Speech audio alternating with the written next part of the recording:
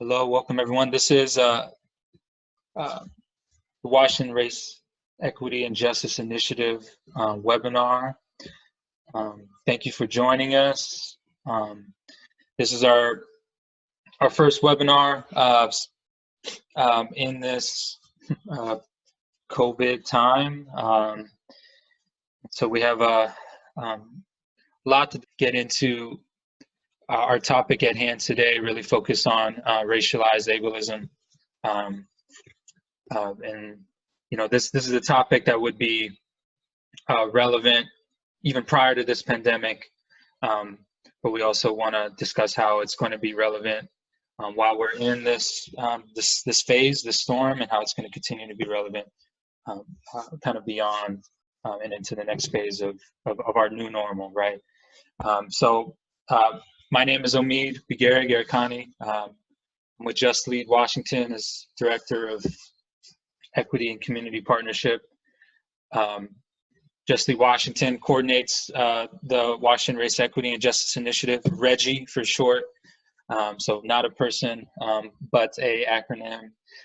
And REGI is looking to bring legal advocates across Washington State to center racial justice in its work and in its organizational culture and its advocacy and program and everything in between. And we thank all of our REGI partners for continuing on that work, even during this time where we're seeing racial inequities again be at the forefront of the stress on the systems that comprise our society. And so we want to have a little conversation. You'll hear a little bit from me, and then we're going to have our special guest kind of take things away to really focus on the topic at hand. I want to do a little bit of tech stuff. If you haven't already practiced in all the various video sessions, or maybe if you just haven't been using Zoom, check out where that chat box is. Please use it if any issues might come up, tech issues, what have you. There's also a Q&A button. Please submit your questions. We'll have some time in the end to get into Q&A. And if you have questions, please go ahead and submit them in the Q&A button that you might see, so we can kind of see those as they're coming in. Yeah, if there's any audio video issues, let us know. But that is the gist of the tech introduction, and I really want to get into this next topic. There's so much that I'm sure folks have already been reading and really trying to understand not just the public health impact of everything that's been going on, but particularly the public health impact on marginalized populations. When there is a national emergency, when we have economic recessions, when we have pandemics like the one we are having now, these type of events, they expose structural inequities. So everything that we already knew about structural racism, racial injustice, any structural injustice of any systemic oppression, we are seeing highlighted, spotlighted. And again, we are seeing entire communities negatively impacted, their health being undermined, the inability to have the resources they need. For folks who are familiar with the way structural racism gets perpetuated, it always is operated by either limiting or extracting resources from marginalized populations, and particularly Black, Indigenous, and communities of color, or structures or laws in place that keep marginalized communities from having access to resources, from having what they need for their health and well-being to be at its fullest potential. And more than ever, structural racism is a health issue. There is, it always has been, and it still is, and we're seeing that again spotlighted. So, the question that I'm sitting with a lot, being that this is our first webinar in this quarantine time, is what would it look like for us to truly prioritize the health and well-being of all people? If that was our true priority, we would be moving different. We would be inviting different decision making, and it would inherently be anti-oppression, anti-racist work, and as our special guest is going to talk about, also anti-ableist work. And so, without further ado, we have a special guest on the Zoom today, Christiana Obi Sumner, who leads Epiphanies of Equity consultancy that provides consulting services on diversity, social equity, and inclusion, and as well as intersectional disability justice advocacy. She's co-chair of the Seattle Disabilities Commission, former co-chair of the Seattle Renters Commission, and involved in so many other boards that I'm sure Christiana would rather not I list them all out. So with that, Christiana, I hand it off to you for us to dive into the topic at hand. Thank you for being with us.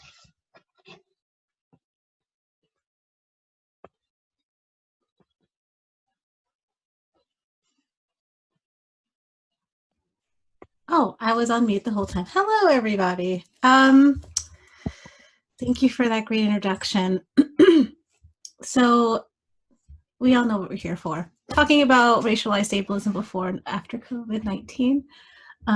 This I will share with you. I'm excited to speak with you today. I'm a little sick, so please show some grace if my voice is kind of crackly. I just want to kind of do a little introduction framing first. First of all, we only have like 90 minutes together. This is a extremely long, deep, systemic conversation. So this is like a high-level overview is being incredibly generous with what this is. And so I really hope that you understand like the historical and continuous context of what we're talking about, that this is just the beginning. I always say, like, I always hope to cultivate equity in folks, but sometimes I'm just planting seeds and sometimes I'm giving seeds. And sometimes I'm telling people where to get seeds when they're ready. So wherever you are in your journey today, please keep that in mind. I also want to kind of give a little bit of a disclaimer.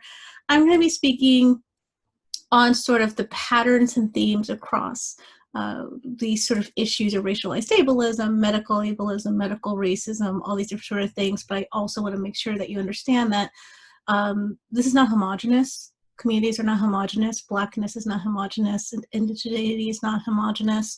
Even disability is not homogenous. Even if someone has the same diagnosis, you know. So it's important also to not assume homogeneity of this information.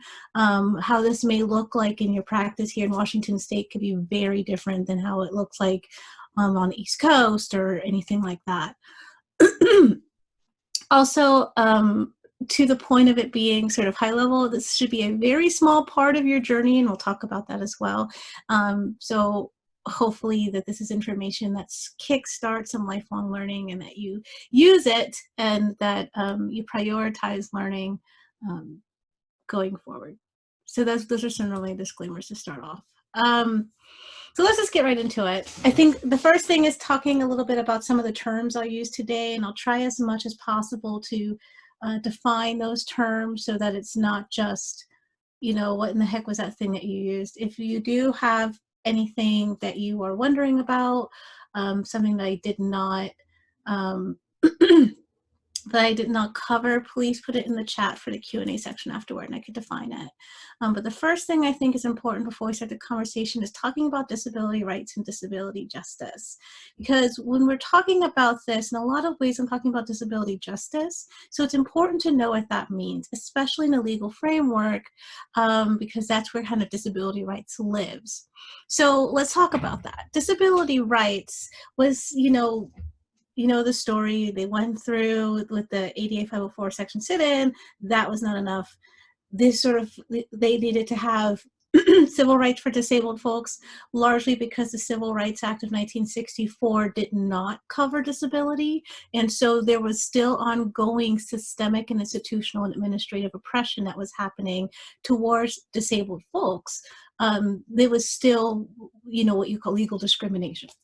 And so in 1990, finally, they were able to pass the first ADA, and that then there was a revision in the early 2000s. The thing about disability rights is that it was extremely impactful, extremely transformative. It was important because it was essentially the civil rights for people with disabilities. They didn't have that before. So, if you watch movies like Crip Camp, if you read books like Being Human, the Judy Human Story, or anything like that, you're going to read about how people were denied certain professions, or denied housing, or denied marriage, or denied a lot of different sort of things just because they were disabled. So in that space, a lot of it was about having equal rights. It's an equality model, and one of the main sort of criticisms of disability rights in the ADA is that it's addressing some of the symptoms of ableism, but it's not really addressing root causes. And even those things that address root causes, it's lacking in intersectional analysis. So when you're talking about, well, everyone should have an equal right to attend, K through 12 education in a way that everyone is being treated equally and fairly. Okay, but then when you start to bring in some of those other intersections, you can see how things get a little wonky. And there's entire industries that's dedicated to things like, race disparities in special education and things like that, but for a reason. And so a lot of the issues when you have disparities like that, the traditional way in this country and other spaces for change would be then through a legal or rights-based framework, which then has a conversation around things like access, and then the larger sort of issues around like the archetypes and stereotypes of people as they come into those legal rights-based processes. What access do they have to those legal rights-based processes? The tendency and necessity for our legal and policy system to try to make universal policies or policies based on an equality model. And again, it's not really getting to the core root of the issue.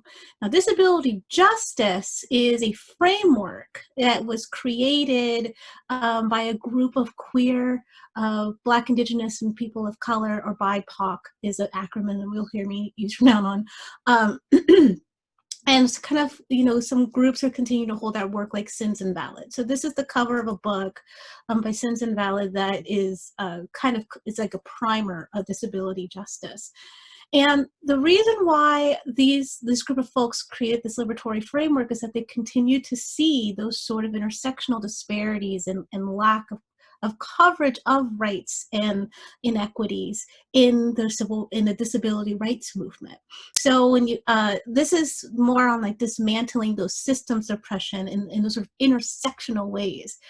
It's also a framework in that it's intentionally fluid and dynamic, and it's intended to be led by those most impacted, namely BIPOC, queer, and gender nonconforming disabled folks. And so there's 10 principles for transformative change, and it is sort of a wisdom versus knowledge situation, which I'll get into actually a little bit later. I won't get into it right now too much, but kind of the best way that I've heard, I think it was Stacey Park, the Stacey Park, who we were on a webinar together before, and she sort of compared it to like the civil rights movement versus Black Lives Matter, and you can kind of see in that comparison how they're very, very different, but connected and similar and moving on, but different. So the 10 principles of disability justice. So when you hear me talking about, this term and this term, these are the terms that are anchored to disability justice. So intersectionality, leadership of those most impacted, anti-capitalist politic, which in some cases, if you think about economic justice, but really based in anti-capitalist politic, that's usually one that people get hung up on. Commitment to cross-movement organizing, recognizing wholeness, meaning like no one is broken, no one is supposed to be other or anything like that. Sustainability, so like this should be something that we can continue to do beyond just like one quick sort of flash of advocacy. Commitment to cross-disability solidarity. There is definitely, sometimes can be fractures between, say, folks, in a community who, autistic community versus, psychiatric disability or madness community. Interdependence, collective access and collective liberation. Collective access meaning that everyone's able to understand the information, which I've been doing a bad job in case anyone needs captioning. So I will, from this moment on, describe the pictures. And so in this picture, there's a picture of a person who has long hair and a yellow shirt and is in a red scooter and is lifting a power sign in the hand with her hand.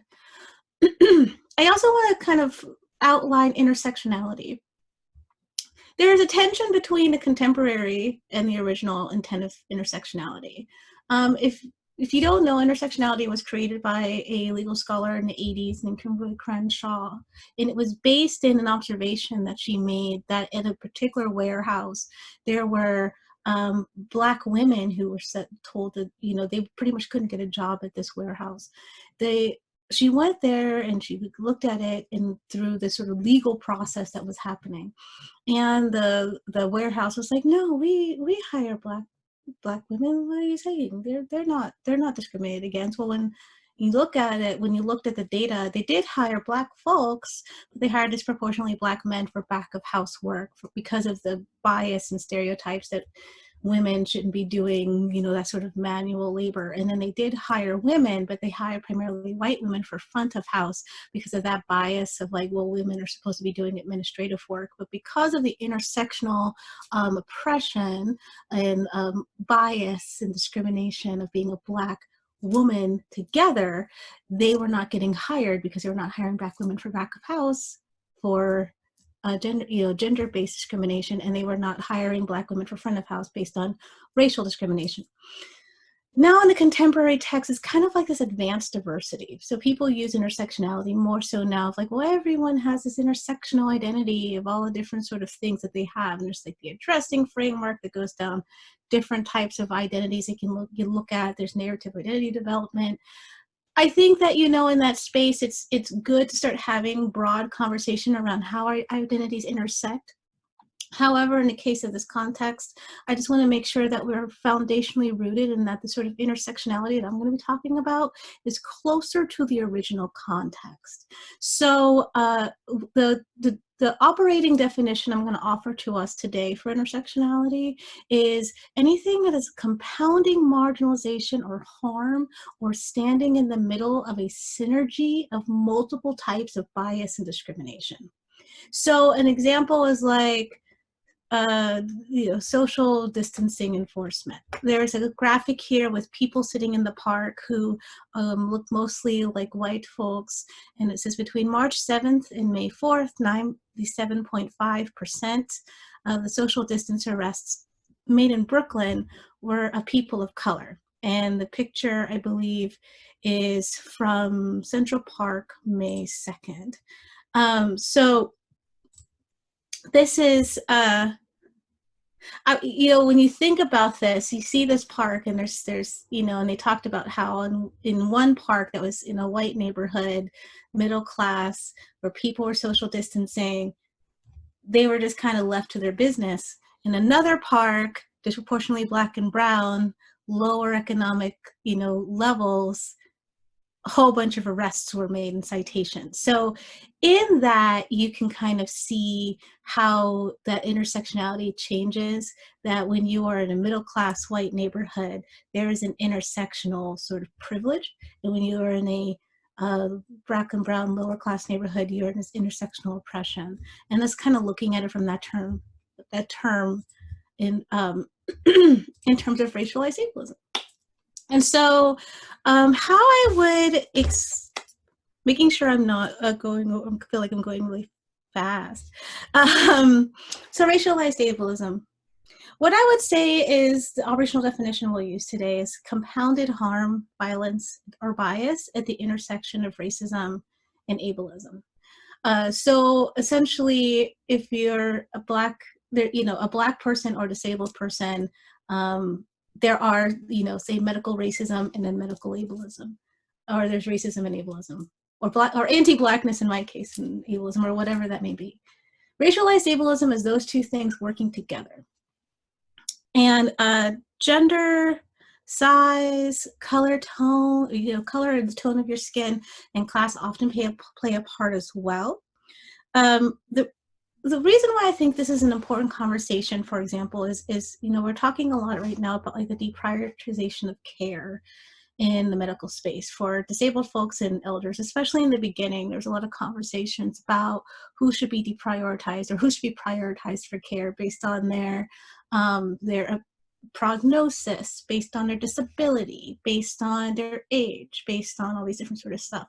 And people, again, was kind of looking at it in a sort of universal, homogenized way. But the issue there was that just because we had this issue happening right now of increased medical ableism and eugenics, to be frank, it didn't mean that medical racism went away.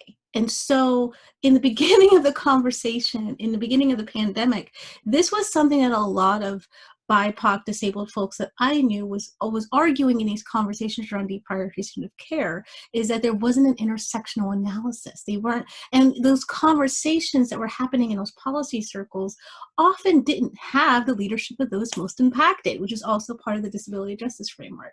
And so what happened in that space is that now we're seeing this disproportionality of, they're saying on terms of race that Black and brown folks are disproportionately impacted.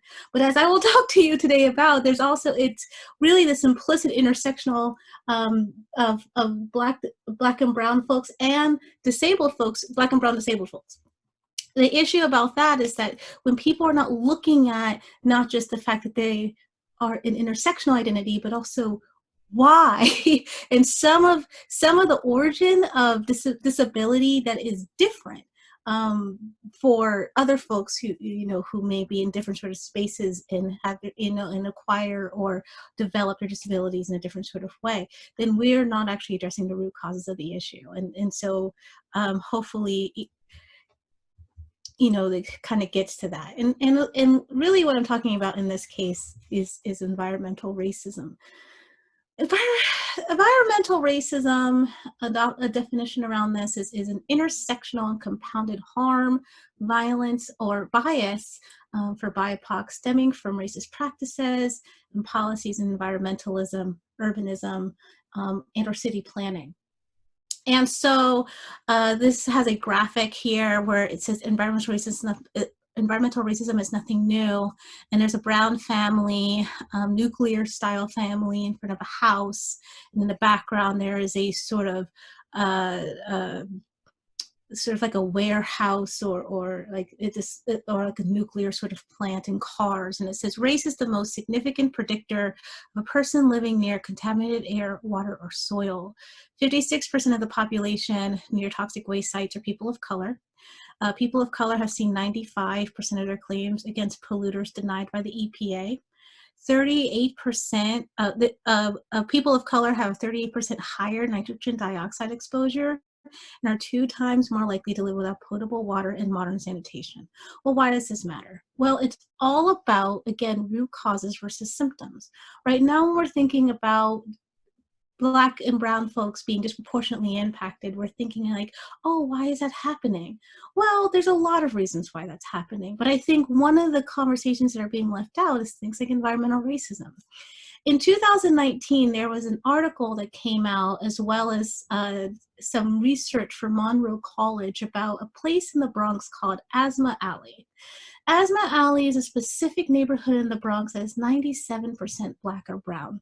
And they have one of the highest air pollution levels in the country due to this administrative and environmental racism. And administrative racism is the policies are put in place or decisions that are made by these urban planners or things like that of like, oh, we'll have this be the dedicated thoroughfare for traffic, or we'll put this bridge over here, we'll put this flight path over here, or, this neighborhood or this area will be downwind of this particular chemical plant or something like that. In Asthma Alley, as of 2019, the people in that area needed asthma hospitalizations at 5 times the national average and at 21 times the rate of most other New York City neighborhoods. Now, you put 2 and 2 together, and you have an area that has such a high disproportionality of not just Black and brown folks, but people who have asthma at these high disproportionate rates. You think about the hardest hit areas right now, which is over there in New York, and then you think about why Black and brown people are disproportionately dying. There is a fluid sort of logic chain here, and it is in that space where this environmental racism is leading to these outputs. And it's in that when we are talking about, well, what can we do next, or where do we focus our energy, or why is disability justice important, or why do we need to focus on these sort of issues this way, this is why. And I think that a lot of the conversations that we have is kind of based on like, well, what can we do right now? And in that space, we sort of go, we're moving in a reactive sort of way, a rush way, because to be honest, yes, people are dying. And if we don't cut the issue off at the pass, at the root, then we're going to be picking up these situations over and over and over again. So that's why it's really important to put it into some context. There's, if you look at Detroit or in Michigan, they have a lot of sort of case studies of how this sort of thing intersects. Here there's a graphic where it's showing the Tri-County area in Southwest Detroit, which is disproportionately Black and brown. And it's also showing that there is a cluster specifically in the area where there's the most Black and brown people of particulate matter and greenhouse gas emissions by facilities. And they're all kind of clustered around the Black and brown area. They showed that here as of 2010, and this is before Flint, Michigan became publicized for not having any water, which by the way, they still don't have any clean water. But in 2010, Detroit had bigger causes of death through heart disease, cancer, and diabetes than anywhere else statewide or nationally. And it's showing the disproportionality in cause of death per 10,000 in this graphic. So for example, the heart disease was 30 people per 10,000, whereas in the US it looks about 27 per 10,000. Detroit heart disease is about over 300 per 10,000, where in the US it was a little under 200 per 10,000. For folks with dying of cancer in Detroit, it was a little over 220 per 10,000. In the US it was a little over, I think there's 180, like 185 per 10,000. So there's pretty big disparities. And in terms of coronavirus, some of the case studies that I saw through the news, the first one was Gary Fowler, who's 56. He went to the emergency rooms of 3 Metro Detroit hospitals in the weeks leading up to his death, begging for coronavirus tests, begging for help because he's having difficulty breathing, but he was repeatedly turned away. I'm quoting an article I found here by Dr. Joey Khaldun, the Chief Medical Executive for the Michigan Department of Health and Human Services, who said about 33% of the cases of COVID-19 in this entire state of Michigan are African Americans, and about 40% of the deaths, and only about 14% of the population. The other thing that was really big in racialized ableism is what they would call respectability politics. And so they're like, oh, well, maybe it's just because, they were uninformed, or they, all the different sort of stereotypes. This person, I'm quoting her again from this article, which I can send out to all of you afterward, all of my sources, but it says, quote, I'm a doctor, and my own doctor did not listen to my concerns about a headache I had after my first child. And I ended up in an ICU or intensive care unit with a head full of blood. My doctors did not listen to me. We know there are often delays in diagnoses for all kinds of medical conditions in the Black community and people of color. So are there delays in testing? Are there delays in treatment? Are we sending people home when they really should be admitted to the hospital because they're so at risk for deteriorating quickly? Those are the type of things that we're going to have to look at. in this slide, to continue in the context, there again in that Gatewood in Michigan, that Detroit area in Beaumont neighborhood, another person, Deborah Gatewood, who was a phlebotomist at a local hospital there, was denied testing and treatment 4 times. Once they finally tested her and she tested positive, it was too late and she died. And on the other side of the country, Mary Lou Armour, who was an AAPI person, was continually denied a test in Santa Rosa, California. She was a detective, and she was denied twice due to her age and lack of medical history. So by the time they tested her, it was too late. And that's one of those things too. Age is also a really important conversation, I think, too, as I off the cuff really quick. Because I think that what's really difficult, especially in racialized ableism, is that age will play a part no matter what age you are. So I will share a personal story. I have multiply disabled. A lot of the reason why I get sick now is because of something that happened about 5 years ago. Still don't know what it is. Came on all of a sudden. I started going to the doctors to look at it, and I think because of the systemic issues, at first, that's psychosomatic. Some of my diagnoses or disabilities is psychiatric disabilities. Oh, psychosomatic, which is gaslighting, by the way, and it's violent and it's dismissive. And as I go through these sort of processes, there's all different types of reasons why, the differences in the way that my body works is dismissed. And there's also a lot of different assumptions around why I'm asking for help. So I've had doctors say, well, even if we find what's wrong with you, it doesn't mean you're going to get any SSDI. Meaning that the only reason why I'm coming to him is because I'm looking for an SSDI check, which is, there's so many reasons why there's something wrong with that. I consistently, to this point, have someone say that I'm too young to be disabled.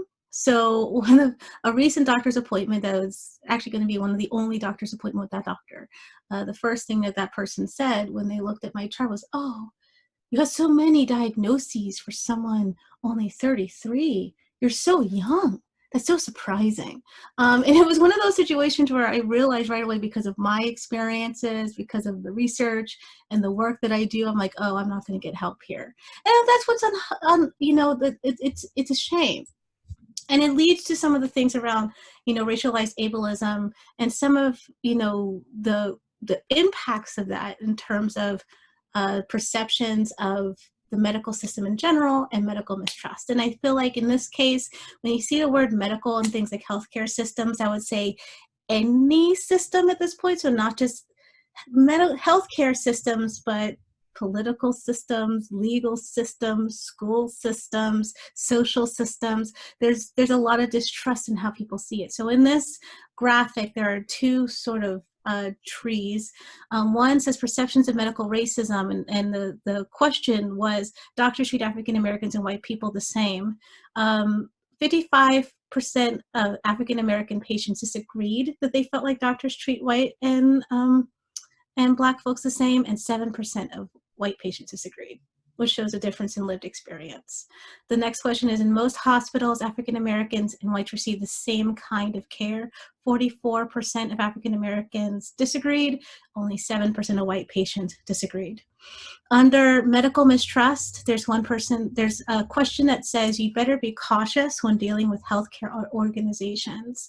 81% of African American patients felt like you had to be cautious when dealing with healthcare organizations, whereas only 36% of white patients agreed. And finally, this last question was, patients have sometimes been deceived or missold by healthcare organizations. 40% of African American patients believe that patients have sometimes been deceived or missold. Only 7% of white patients believed that. And the figure's description says, select statements in the medical mistrust index and perceptions in racism in the healthcare system's validated scales. African American transplant patients reported higher levels of perceived medical racism and medical mistrust as compared to white patients. So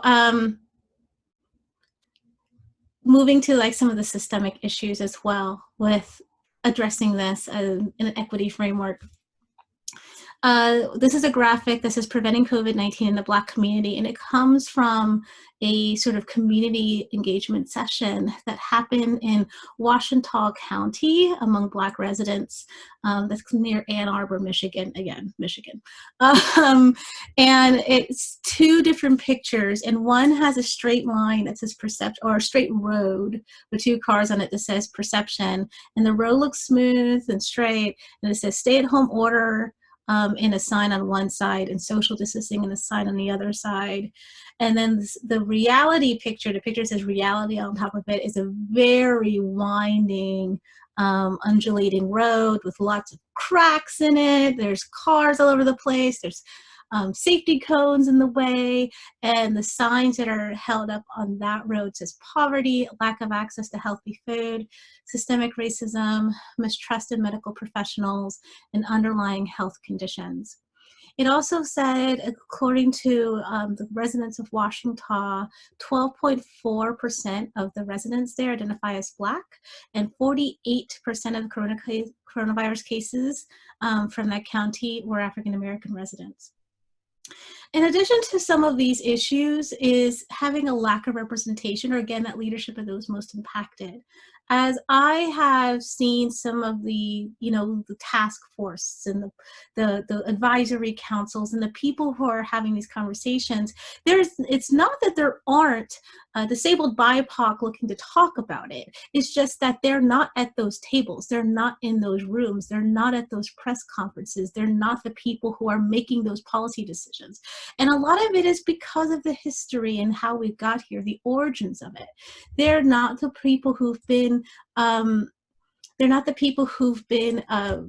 elected into office. I think I read somewhere that as of last year or early this year, of all the Fortune 500 companies, there's 0 Black women, and I think only 2 Black men.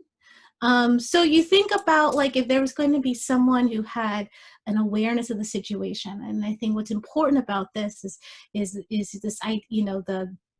the old adage that says, if you only have a surface level understanding, you're only going to come up with surface level solutions. Well, that's true in all contexts. So if you're a hospital, if you're a for-profit, if you're a government, if, wherever you are, if you don't have the people who represent those most impacted, those communities, those intersectional experiences, lived experiences, not, tangible primary lived experiences, then you're not going to have the depth of analysis needed at those decision-making tables, at those resource allocation tables, at those policy-making tables that you need to make the sort of decisions that have to happen in a more intersectional, sort of targeted universalism sort of way. It's also important to have those people there because there are these historical, deep-rooted foundational issues that we just don't have time in 90 minutes to talk about. I'm more than happy if you want to ask questions about them in the Q&A, but I do think it's important because, as you see, I have spent all this time reading about this, and I will tell you right now that even in all of the work and research and the primary lived experiences that I've had, there's still so much. And I think part of this is just the intellectual humility of we have at least 700 years documented of this particular dynamic. If we go back to, the advent of anthropology and settler colonialism and imperialism and starting to create the transatlantic slave trade. I mean, we have at least that much time to grapple through and process and analyze and dismantle and disrupt. We're not going to do it in 90 minutes. We're not going to do it in 2 weeks. We're not even going to do it in the 56 years. That's the only 56 years that's passed from the Civil Rights Act. And that's only for race. It's only 30 years this year for the ADA. 30 years. I was alive then. It's within living memory. And so when these things perpetuate, I think it's also important for us to take accountability in what I call the inequity paradox, is where you get stuck in the sort of space of where you acknowledge that inequity exists, but you don't really see yourself as, taking the onus for that. At the end of the day, we can't continue to blame our ancestors when issues persist during our living memory. We have to take accountability for that. And I'm saying we because we all have different sort of privileged identities. Privilege only meaning that you have a choice in thinking about it, especially on the regular. And so, if you wake up and you don't have to think about the way your hair looks on camera because of texture discrimination, and that's a privilege.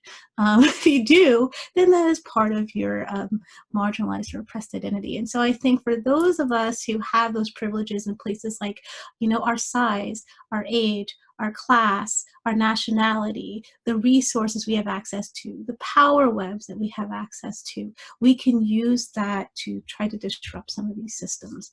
And I think it's important to be aware of it too. When I say all of us, it's because as we saw from our own lovely Surgeon General Adams, that as the old adage goes in racial justice work, not all skin folk are kinfolk. And so I think it's also important, in this space to not feel like you can just sort of sit, and say, oh, well, I already know all of it because I'm in these sort of identities and communities. If you don't know what I'm talking about, this is sort of this issue of individualization. Individualization meaning seeing themes and patterns across narratives and still putting the accountability back on the people who are most impacted, which is, it's violent. How many hashtags, for example, is it going to take of Black and brown people dying at the hands of gun violence due to racism or anti-Blackness before we stop individualizing it to they should have complied, they've tried to resist, maybe they shouldn't have been in that neighborhood, maybe they have this negative background, to like, holy crap, why does this keep happening? Why is this a pattern? Why is this a theme? So this person, when was asked by a reporter about the disparity between the rate at which Black Americans contracting COVID-19 as opposed to other racial groups, our Surgeon General said African Americans and Latinos should avoid alcohol, drugs, and tobacco, and then continue to say, do it for your abuela, do it for your granddaddy, do it for your big mama, do it for your pop. So when you talk about things like social construct and bias, it's like this sort of response is like, how have I stereotyped you? Let me count the ways. And I think what's difficult about this is that intersectionality of, yes, this may be a Black man, a Black man who came from humble beginnings, but also is coming from these sort of spaces of bias and privilege in terms of power over. There's an influence that this person has, and therefore a responsibility to have words come out in a sort of mindful sort of way so that we can disrupt some of those stereotypes and historical biases and oppressions. But when you have something like this, the optics of it for those who, are not going to critically think or analyze the fact that there's an internalized anti-Blackness or internalized racism that's being projected here. It's going to then impact how people think, and so that's part of it. Discrete is a framework as well that specifically looks at the intersection of disability rights means disability justice. It's kind of like in the middle there, and critical race theory. I would say more disability justice, to be honest. It is. I can send out a link if you would like to buy it and read it. It is written from the lens of education, K through 12 education, as case study, but it is generalizable outward. And so the 7 tenets of that just kind of wrapping up the conversation around racialized ableism and sort of that space, to give some more context on top of disability justice, is racism and ableism work together to marginalize through neutralization and invisibilization. Invisibilization or neutralization is sort of this idea of, in my experience, I'll go and want to talk about racialized ableism in the workplace, for example. I'll go to the disability justice spaces and I want to talk about it. And they'll say, oh, Christiana, we're disabled. We're talking about disability. We think that's important, but we're trying to talk about all of us right now. So go to the racial justice space. And so I'll go to the racial justice space and like, oh, Christiana, we think that's really important. We're talking about racism right now. Maybe you should take that to the disability justice space. And so there's some visibilization where when I come into these spaces, they want me to come and be part of the dialogue, but they only want the part of me to show up that they want. And in that, they're invisibilizing other intersectional experiences that cannot be extricated from my lived experience. And it's, as you can imagine, extremely frustrating and harmful and violent to do that. The second one is that it sees the person as the intersectional whole and not the identity part, which actually that's pretty much what I was just sharing, so I didn't like to explain that one as much. Race and disability are social constructions, but the lived experience and impact is real. And the way I put this is that there's the truth and the reality of it.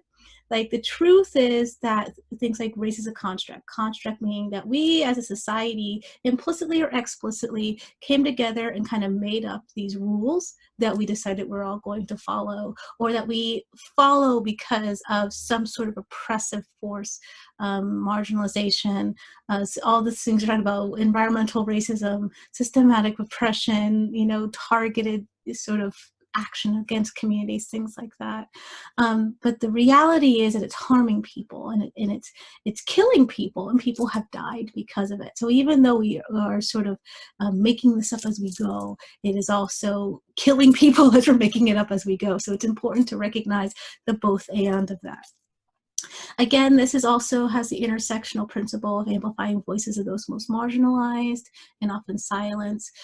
Part of this being more disability justice and disability rights framework, as you see, is consider how law and history of race and disability has marginalized and oppressed individually and together.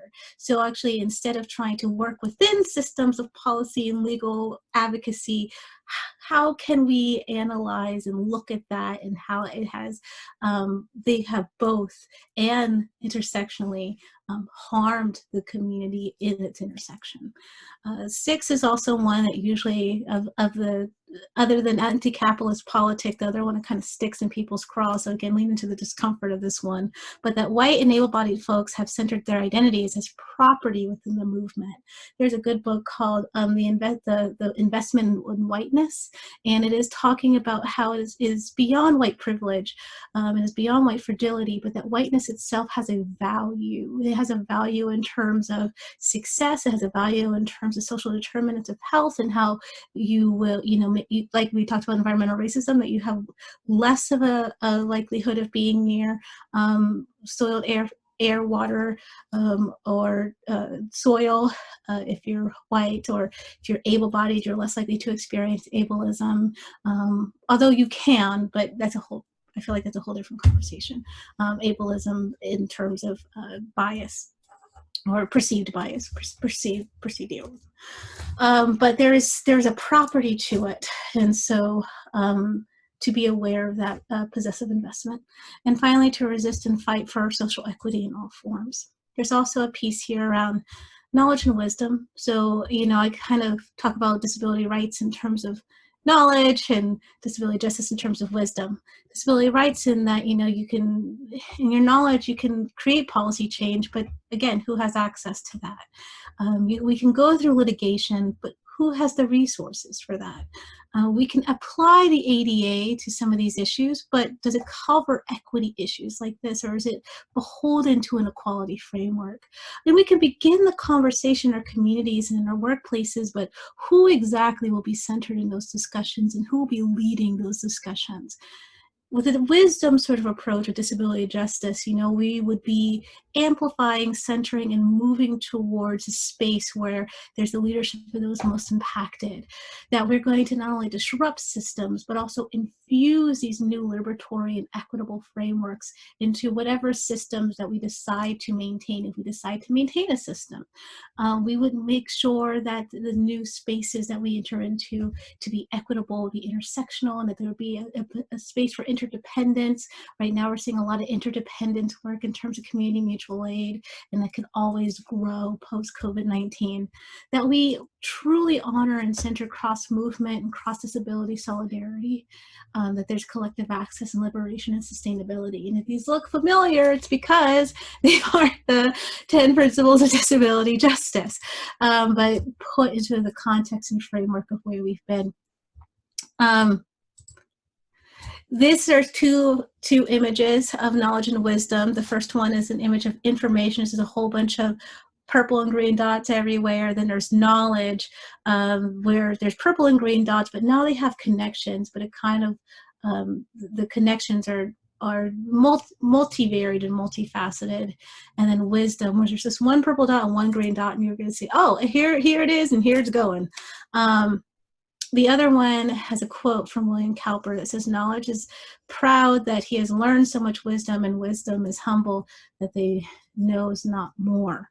And so the reason why I share these two is around knowledge and wisdom is that my goal for this, and to share this information with you as we start to wrap up, is to help folks, sorry, taking a breath, help folks to work towards adaptive intuition, not reactive performance, or another way, how to help folks have the ability to disrupt and solve issues backward. That term backwards, I'm in all of this nerddom that you see behind me. One of my favorites of life has been Sherlock Holmes. I read a lot of Sherlock Holmes throughout my life, and so in the book of Study in Scarlet, in chapter 7, Sherlock Holmes is one of my favorite quotes about the difference between knowledge and wisdom. And when Watson asked him, well, what exactly is your secret in order to be able to solve crimes? He said, well, most people, if you describe a train of events to them, will tell you what that result would be. They could put those events together in their minds and argue from them that something will come to pass. There are few people, however, who, if you told them a result, would be able to evolve from their own inner consciousness what the steps were which led up to that result. This power is what I mean when I talk of reasoning backwards. The reason why I think this is important is because social justice and social equity work in so many ways is living in a world of continuous results. Is from discrimination and bias and historical oppression and violence, genocide and apathy and neglect and dehumanization and oppressive politics, Eurocentrism and imperialism, all of it, the list goes on and on. And on top of that, the intersecting ways people experience these things, the ways in which even the most well-intentioned people benefit and perpetuate these things, the ways in which harm and violence and oppression impact folks in secondary or tertiary or even further steps or cycles away from initial action, lead folks to deny accountability and participation in those systems and society where these insidious egregiouses obviously exist. And these are only some of the variables by which we need to consider the results of this years-long, decades-long, generations-long, centuries-long issue. So to hold all of that information, all that time, and all those frameworks and all those checklists, and this is implicit bias, and this is the microaggressions, and this is all the stuff, that's impossible. To memorize all of that for when the moment comes and be able to quickly categorize through that is also impossible. So the goal of these conversations should not have the intention that you will develop this sort of laundry list of, well, when I face XYZ scenario, I'll do ABC. I understand that this is something that we all love. I love it too, but really the goal should be to develop the foundations and tools and frameworks so that at any time and any moment, you'll be able to find the most applicable and strategic solution by reasoning backwards. That's all I can hope for y'all. So talk about some of the things that you can do. First, what can you do today? Here, there's a graphic of, I think it's Garnet. It's Garnet from Stephen Impossible. My mind is slipping. I'm so sorry. But she says, Garnet from Steven Universe. Thank you. Thank you, Garnet from Steven Universe. And she says, feeling uncomfortable is a necessary part of unlearning oppressive behaviors. What can you do today? Well, cultural humility, self-evaluation or critique is number one. So essentially cultural humility is a praxis framework. I'll talk about what a praxis is in a second. But a praxis is essentially like you do certain things that lead to other things, and it continues until you die. And in cultural humility, the number one thing you do is self-evaluation or critique. You examine your power dynamics, you examine your positionality in spaces, and then you work to amplify the voices of those most impacted, and leadership of those most impacted, have a power with sort of relationship with equity work, not a power over or a savior sort of Deus Ex Machina sort of relationship. After this, you could talk to a trusted friend or peer about what you're digesting. Like this person I went to a webinar with, who was all breathing hard and being sick and talking about stuff, and I don't know how I feel about it. And that's totally cool. I really hope that you do that because I think that's how we start to learn and grapple with some of the information. Research, if you don't have someone to talk to, some topics and vocab that you're still grappling with.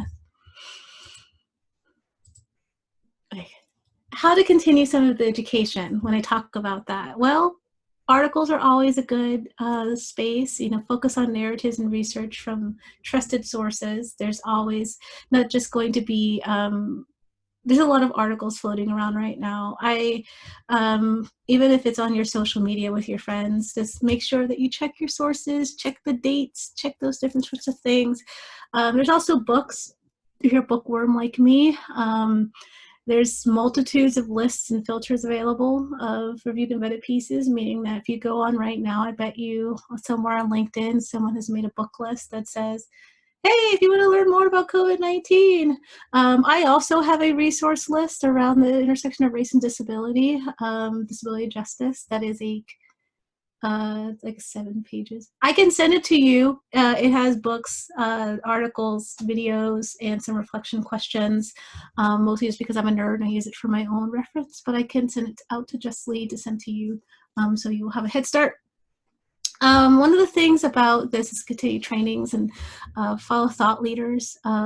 One of the challenges I saw that I think is great is follow 50 people who are thought leaders on the subject or lived experience that you're unfamiliar with. So if you're unfamiliar with racialized ableism, follow 50 BIPOC disabled people who talk about this. There's Alice Wong, there's Melissa Thompson, there's so many people. There's Kayla Smith, and there's, I'll also make a list of that too. And I think what's important is to listen. Don't respond. No 2 cents. No one wants any cents for the first 6 months. Just listen and don't respond. If you do ask someone to grapple with it and that person happens to be, shares the identity of someone who is most impacted or marginalized intersectional communities, always ask respectfully and reciprocate that labor. Consent is also a good thing here because, especially about this topic, there's just a lot of trauma burnout right now. We're all trying to make it through a global pandemic. BIPOC disabled folks even more so. This is not the space or time to kind of go up to someone and say, hey, I had this workshop today with this person and I just want to know what you thought about this, and we had this article, blah, blah. One of the best ways I feel like to just ask is just like, first of all, like, hey, how you doing? I was just wondering, do you have the energy to talk to me about XYZ? If they say no, then say, what? Or just say like, okay, sometimes I say, okay, just, all right, thank you. Is there anything I can do to help? Always reciprocate that labor too.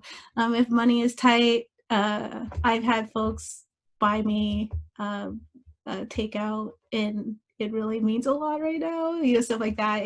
There's always a way to reciprocate labor. Ask that person what they want. Don't just go and buy them something and say, I bought you this thing that you don't want. In praxis, and we'll talk about that in a second. So what can you do in this moment? This is the praxis that I usually try to suggest in trying to work on your equity work, be an ally, whatever that may look like. And so in the middle is this lifelong praxis, because it's lifelong, it's forever. So there's never going to be a competency that you're going to have. There's no cultural competency.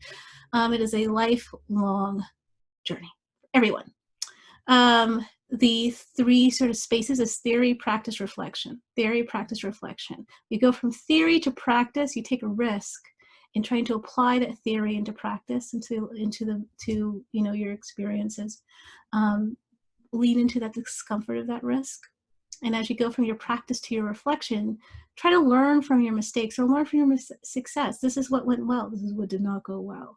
And as you start to reflect and look towards, you know, how to fill in the gaps or re-strategize, so that risk is lowered, but risk will always be high for certain people with, especially with privileged or marginalized identities, if you're on the opposite, you know, in these sort of intersectional extremes. But always continue to learn from that.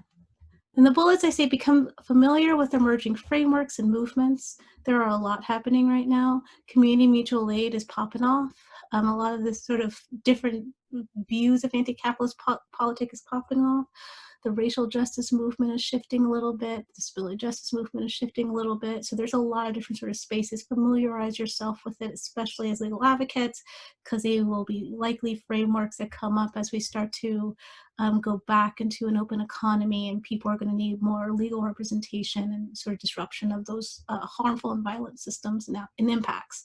Advocate for transformative change work in your community, and de-bias and develop your praxis. There's a picture here of Angela Davis, who is a Black woman with a mighty afro and wearing a polka dot shirt. And there's a quote from her that says, "In a racist society, it is not enough to be it's not enough to be non-racist. We must be anti-racist." And I think what's important about this is knowing the difference. And when I'm talking about advocating for transformative change, what transformative change means. Transactional change is that you sort of reform or eliminate a single barrier within a structure, sort of help move certain groups towards a universal goal. And transformative change is a fundamental change in structures and systems that shape group outcomes. So those are the ones that are addressing the root causes, not just the effects of things. And along your journey, lifelong, first of all, do the thing. Do the thing just means like, just do it. You know, you're gonna take a risk, you're gonna reflect on it later, you're gonna figure out how to navigate that in the future, but just do it, just do the thing. And I feel like so many times people, that's what's missing, is that they learn all this stuff and they have a great theoretical framework, they just need to do the thing. And when they do the thing, they'll start to disrupt those systems and seek to disrupt those systems. When you see a system that's inequitable, dismantle it. It's like if you have a garden and you start to see, blackberries or mint or dandelion show up, you want to go and disrupt it, pull it up from the roots. Buy some ladybugs, whatever it is that you need to do, find those tools, hire a consultant, do whatever you do. And organize yourself, have a personal equity strategy. What is your why? What is your role? Are you really the protagonist? Are you supporting character? Are you trying to be the Deus Ex Machina with the savior complex coming in? Really take the time to look at what am I doing? And what is my why? There's a graphic here from Suad Abul Kabir that says, you don't need to be a voice for the voiceless. You just have to pass the mic. Stuff that. It's a hand holding that quote in a green circle with a pink background.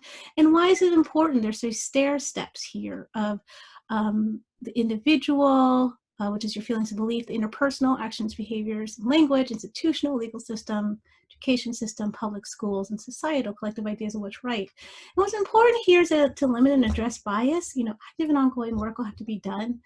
Our implicit bias and inequity is set in several contexts. So we'll need to move upward as one of those arrows show, but the work starts with us at the bottom with the individual. The individual interpersonal work is imperative because it'll need to replicate out into the institutional and structural space to be effective for equity work, which will take a lot of practice and dedication to collective work.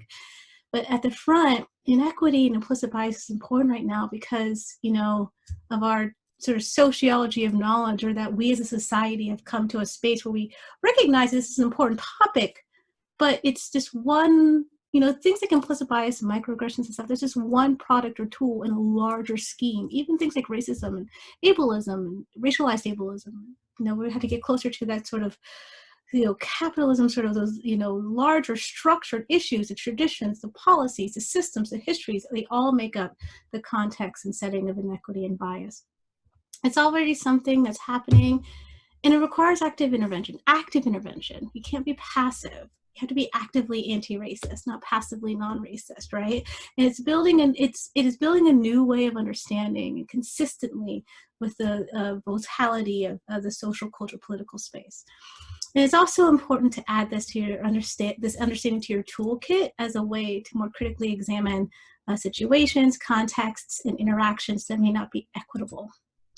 So to close, finally, before we open up to questions, what I hope some of the takeaways are is that this will be a lifelong practice. There's an image here that says disrupt in big letters on what looks like a speedometer. And the lower part of the speedometer says rethink, and in the middle it says revise, and at the end it says reinvent.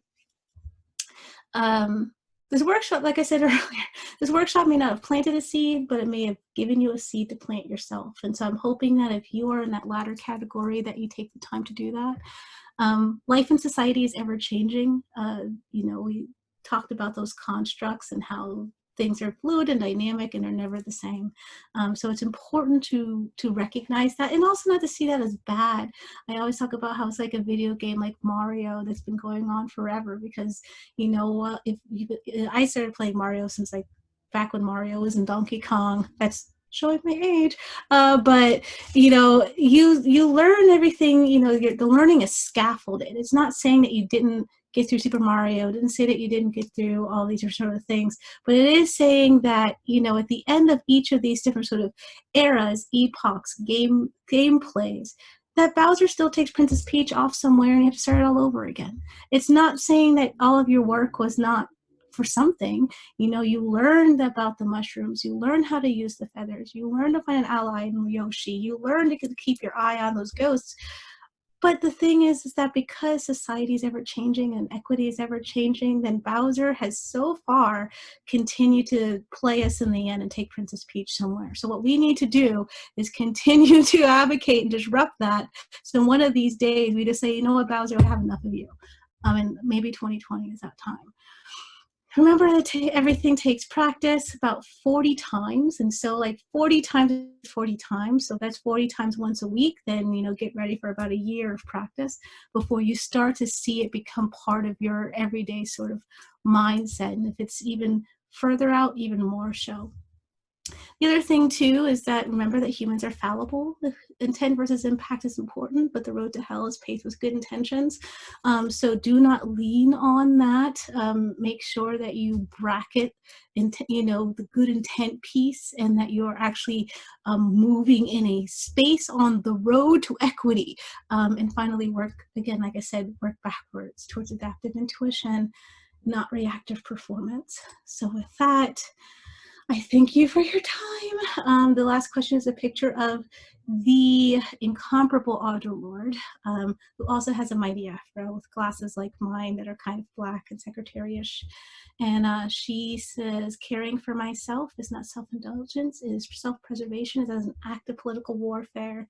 And I think, especially in my work and in my experience in doing this, this has been more of my quote than ever. So I have this quote at the end. If there's anyone on this call who also does disability justice work, it's also a disabled BIPOC, experienced racialized ableism, or anything in that sort of space that we talked about today, just know I see you.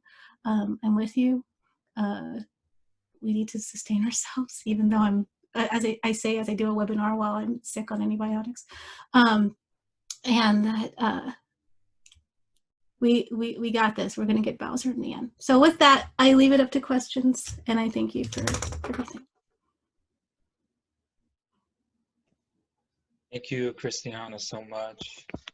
Yes, let's definitely open it up to questions. We have a few that came in, and I have a few as well. If folks are able to stick around and share their questions, their thoughts, even if it's not a fully formed question. This is not a time for us to be perfectly articulate and clear in everything that we're thinking and feeling. So would love to just hear from folks. And, you know, one question from me, Christiana, is, let's see if I can, cool. You mentioned the anniversary of the American Disabilities Act this summer.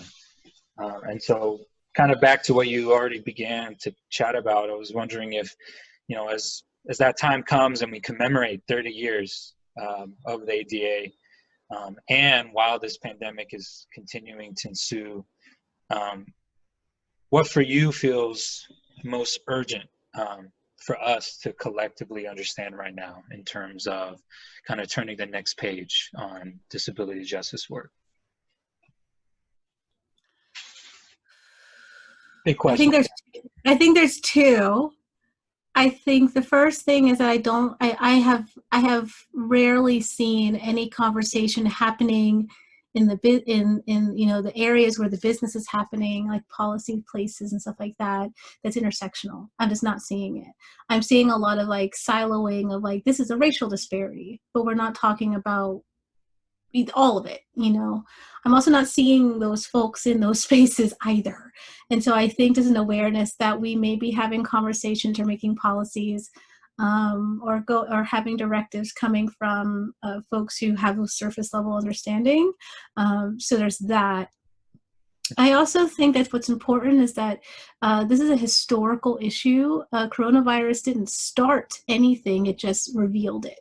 And we have a tendency as humans to think ahistorically. So in really quick, in a nerdy sort of thing, if you look up like the neuropsychology, people like think in epochs. So as soon as something big happens, that's the start.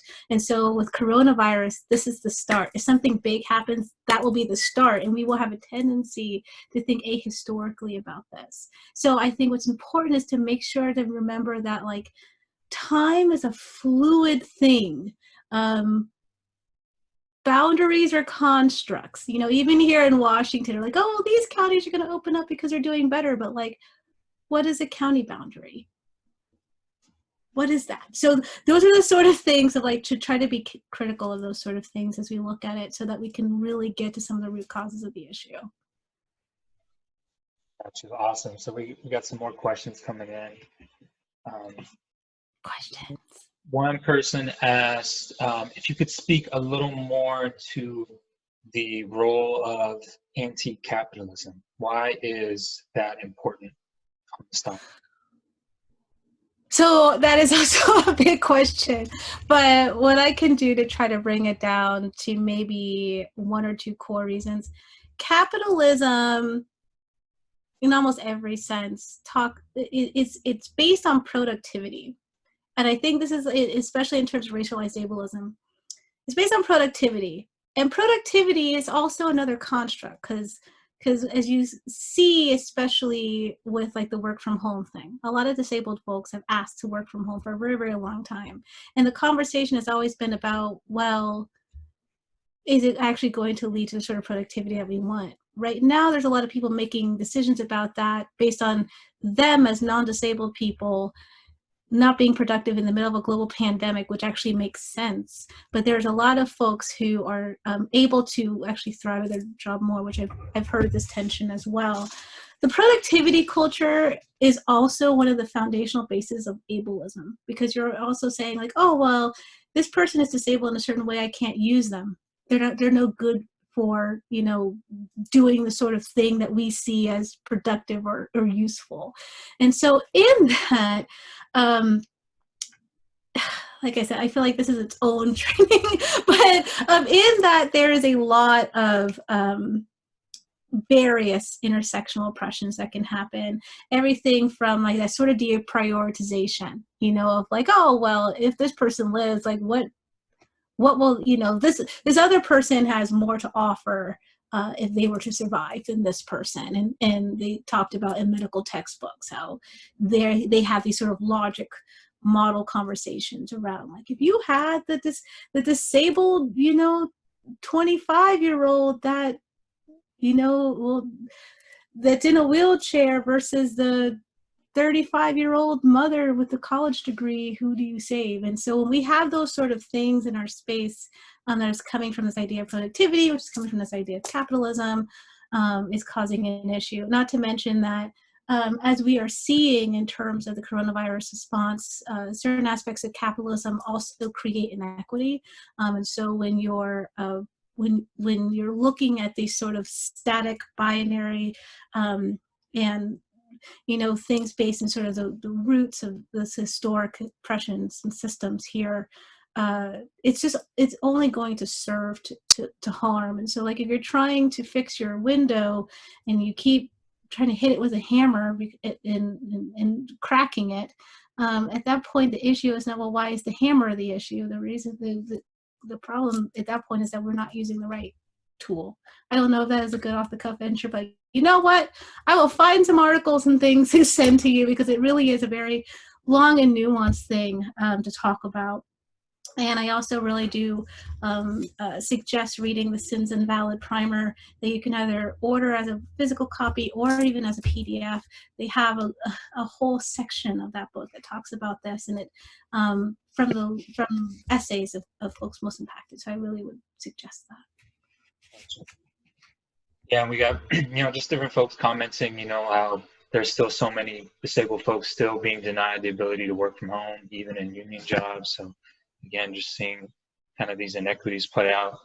We have one question, just to hear your thoughts, Christiana, on in terms of how this topic around disability and the requirements for people wearing masks, how you feel like those two things might be able to coexist, or if it might lead to further inequities. The person asking the question asked, worried about access issues for folks and the threat of violence for folks that appear to be quote unquote out of compliance.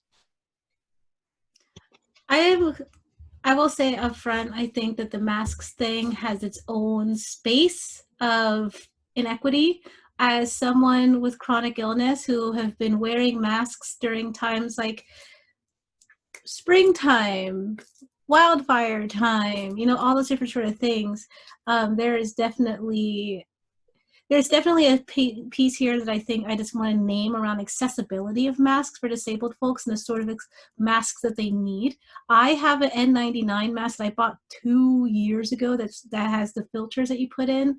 People look at me like I'm doing something wrong for having it now. That's, you know, I have the sort of thing that I need to get rid of all the particulates the way I need, things like that. So there's access issues there. There's also issues of a sensory sort of space. And I think there's also issues in terms of, let's go back to racialized ableism. There's issues in terms of busting up in a space as a Black or brown person with a mask on your face. And I think that especially if, like, you know, one of my disabilities, I'll just come out and say it, is that I'm autistic. If I sit here and I talk all big and bad now, but I bet you if I was to be rolled up on by some police because I have a mask on, and we see in terms of Breonna Taylor and Ahmaud Arbery that this is still continuing to be an issue, that I might go nonverbal. And then I have a mask on my face. And if I have a mask on my face and I go nonverbal and then I go to reach up here, I go to reach anywhere except for my hands in the air, then I get shot, right? I mean, maybe not all the way to that extreme, but we're like in a space now where we're talking about, you know, disproportionate shooting of Black and brown folks. And so on top of that, there's also a risk to life to just go outside with a mask on as a disabled Black, you know, BIPOC, especially a Black person. I think all of these things have to be discussed. because it goes back to the intersectionality. For some folks, it's just around, you won't be able to breathe. It's going to impact your sensory space. It's going to, like, you can't get access to it. You won't be able to wash a cloth mask every day if there's access issues or mobility issues. But there's those other intersectional issues around xenophobia and racism and classism and misogyny, trans misogyny, like all these different sorts of things that also need to be considered. And so I'm hoping that as people make policies around required masks in public, the way to best make sure those policies are inclusive and equitable and intersectional is to make sure the people who are most impacted are at those decision-making tables, and that you are getting the sort of community engagement that is needed, that is accessible, and that has enough time in it that you're going to be able to get as many responses as needed, which I think in our policy making, we have a tendency to be both too fast and too slow at the same time. I've been in that space where someone's like, you only have 6 hours to give me something that we need for this policy right now. And then you're not going to hear anything about it for 18 months. We really need to address the policy cycle to make sure that these are timely, that they're accessible, that they're intersectional, that they're equitable. We have one question, and maybe this goes back to, you're speaking a little bit to what can folks be doing now or thinking about now. And the question was, specifically on, for folks who are listening, who are going to go back to their organizational spaces, business leaders who are legal advocates, what have you, when they go back Monday morning, let's say, back to the office, what in particular sticks out for you on what folks should be, quote unquote, doing different in terms of this topic and shifting maybe a toxic organizational culture that doesn't really allow for these things to thrive on their own? Mm-hmm. I would say the first thing that you could do for Monday morning is right now start to work on understanding the individual and work on you. Because I think that we as people, and I'm guilty of it myself, have a tendency to do that inequity paradox again of like, who is everything else involved in this? But not I, said the fly. And I think that that's what's important for us to disrupt first is, what is my accountability in this? And what can I do in my space to start to replicate out the sort of equity in the world that I want to see? In terms of when you get there on Monday, you're still going to be in that space because hopefully you're in that space for like the rest of your life, remember. But when you get there on Monday, I would start to look for those sort of systemic inequities and then start to have that reasoning backward. Not so much like this, this and this and this and this is happening, therefore this must be happening. But hey, racism is happening. What is happening that's leading to that, and having sort of that more backward conversation. When I say equity, what I'll say really quick, if you've never heard my definition between diversity, equity, and inclusion, is that I use Pimp My Ride as an example. You haven't seen Pimp My Ride, the show with a now defunct rapper named Exhibit, and he used to fix up old junker cars, or what my mom used to call a hoopty. And so diversity would be like doing the exterior of the car. It's the outward facing. It's what makes the organization look good. It's what makes the car look good. You see the car going down the street, you're like, oh, look, they're really doing really well. But the issue is that it's not actually addressing the fact that the car is failing. The inclusion work or belongingness is like the interior of the car. And, they used to put all kind of champagne coolers in the dash and TVs and things like that. And, that's one of those things where people get in, they're like, ooh, this is nice. But then when you're so focused around the niceness of it and being able to play billiards in the back of your truck cab and being able to pull an entire grilling system out of the back of your van and have a cookout, you're not taking the time to see who's missing.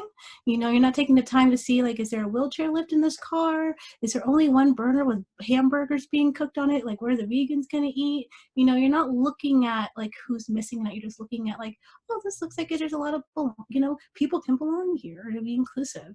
And so I always say equity is the engine work. At the end of the day, the issue with the car wasn't so much that people wanted Exhibit to come and give them some flashy souped up thing. They wanted to make sure their car could run and take them to work. And the unfortunate thing about Pimp My Ride is that they didn't do that. Actually, there was a class action lawsuit that they never fixed people's cars. They just made them look nice.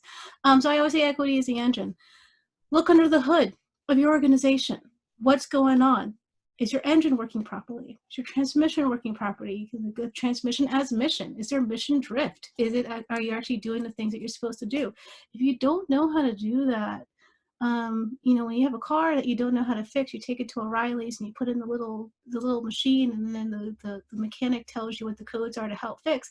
That's where consultants come in. They come and do organization assessments and scans to help give you those codes, to help you figure out what's going on with your engine and how is it failing. But within your organization, all the people who are utilizing that car need to be a part of it. Those who are most impacted, especially those who are missing, need to be leading that effort. And if you are having someone who's coming in, they should reflect the intersectional identities of those most impacted in your organization.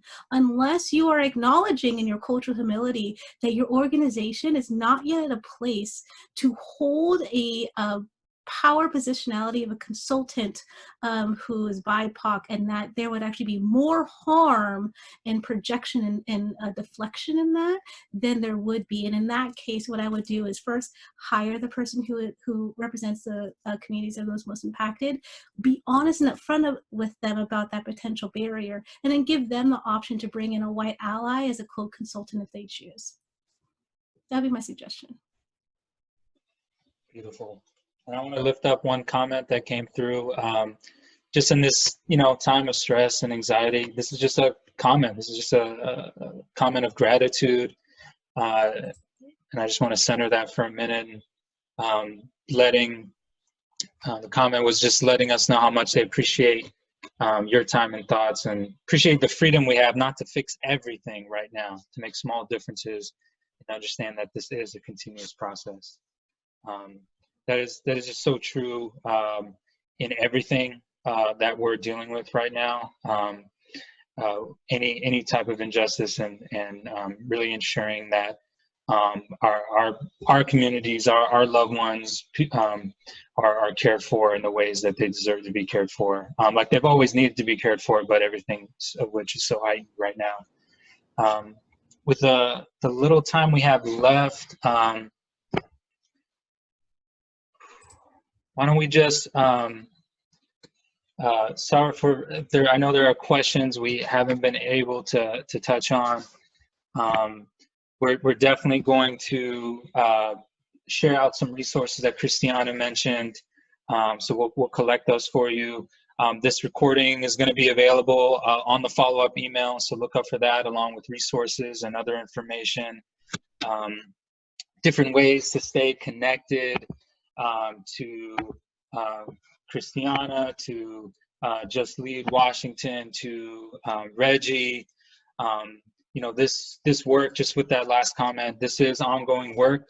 The urgency of this work was urgent even before this pandemic. The urgency of this work was urgent even before our white supremacists in chief.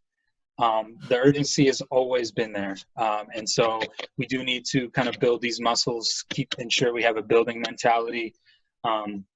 So look out for so much resources that are going to come out. You probably more than you can take, but again, this is for the long haul. And so we really appreciate everyone being with us. And I want to particularly plug the Reggie's toolkit. We're coming out with a second edition this summer. So please look out for that, and we're going to have more information on that in the coming months on the Reggie mailing list. If you're not already on it, you can go to Reggie's email for much more information to get signed up, and stay connected to these webinars. And we have wonderful consulting partners and people like Christiana who are joining us and sharing their work and their wisdom with us. So thank you all so much. Thank you, Christiana, so much for your time. Really appreciate everyone being with us today, and really hope everyone has a great rest of the day, great rest of the week, that everyone is truly well.